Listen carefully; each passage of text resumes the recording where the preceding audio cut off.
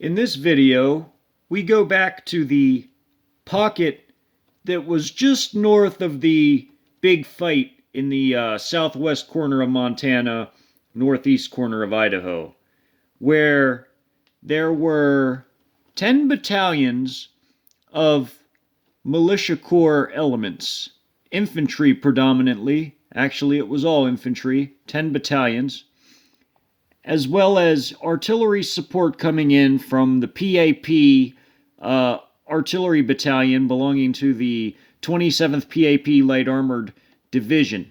And also, on the other side, there was Russian artillery support from the 205th Independent Cossack Motor Rifle Brigade here, from their artillery battalion, as their main battle tank battalion held the very bottom of the foothills before their tanks and other armored vehicles couldn't go any higher. But they formed the base of the perimeter on their side, as two other PAP battalions from a separate PAP element, the 21st PAP Light Armored Brigade, had traveled north to form the southern portion of the perimeter, while the militia, National Militia of China, their 10 battalions formed the northern and eastern edges of the perimeter. Now I take you there now to this area right here where the PAP elements are pushing in up a road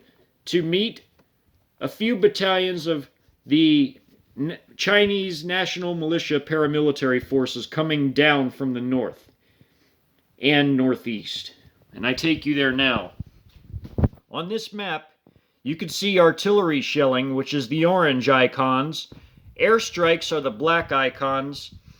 And we have mortar strikes from the National Militia of China. Each infantry battalion has a mortar company, which is about 120, 130 troops or so. And their mortars are hitting around these homes. This is a home. This is a large home. These are mostly mountain homestead, way up in the mountain. And you can see the topography icons that show how elevation raises up. And you can see some topography is steep, while others are not. And you can see the roads. Of course, all of these roads are larger than what they actually would be. Same with the homes and the vehicle icons. But I kind of had to enlarge them so that they could even be seen. Because this area is really like a 5 by 8 mile area or so.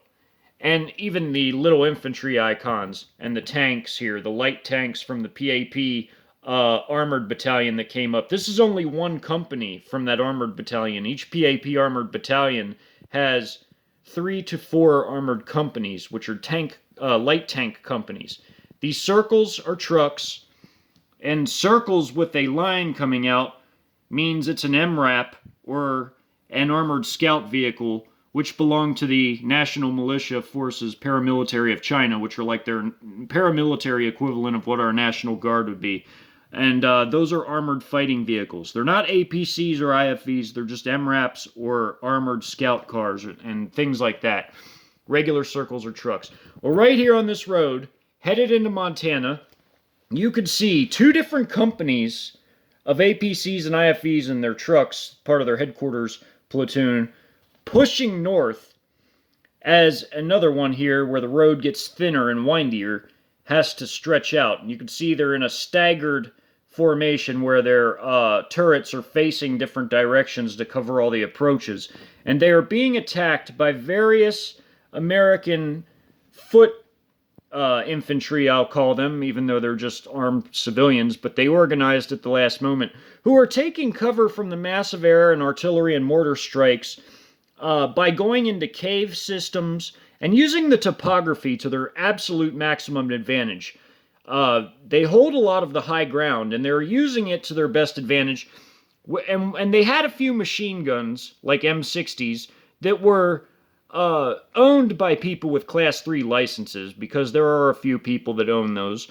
And the M60 machine guns were deployed in very unique areas where they could tie down a lot of the assaulting infantry that is forced to go up steep topography to even close with the enemy.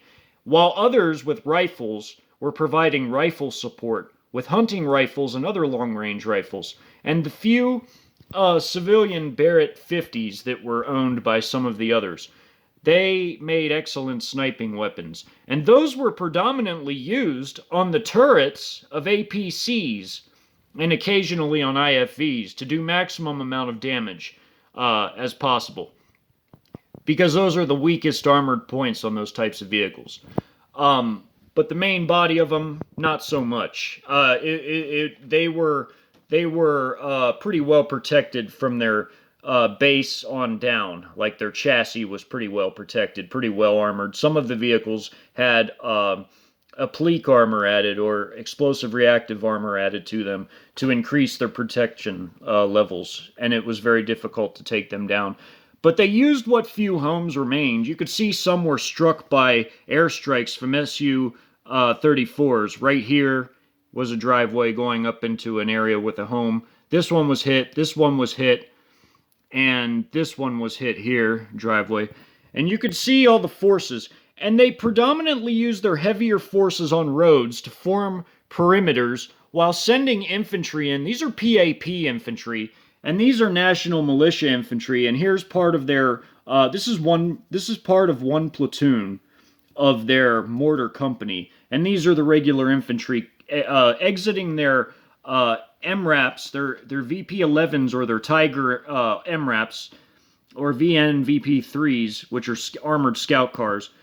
Command vehicles and such, or scout vehicles, and they're exiting these, forming up into staggered columns or even wedge formations, and they are assaulting south, and even single file columns where each man has a different way as he follows the other man in a straight line. They orient their weapons as needed to be able to do 360 security, as I've showed you many times in past videos. Now you have the Americans trying to assault both sides of the road.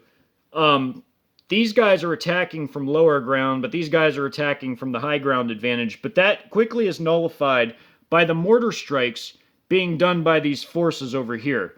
Now, you can see that on the road, you have various companies all lined up from these two PAP battalions. A battalion is 8 companies, keep that in mind.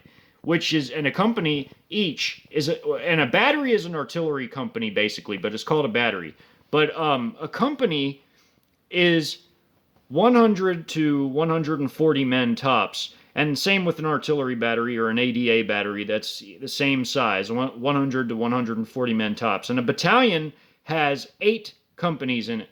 So when we talk about that, you could see how that's all broken down into smaller companies and how they basically hold this sector of the line right here up in the mountains where the roads take them and where they kind of break off to where they're even able to form lines with heavier vehicles while they send in infantry to do the majority of the fighting, but they can use this road to link up with these guys up north and break the pocket into even smaller pockets while infantry comes in to sweep up.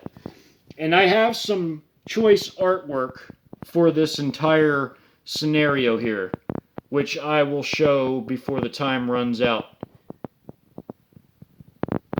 This is from the gate, one of the gates at the post with the installation one, and you can see these tanks, this tank platoon's breaking through.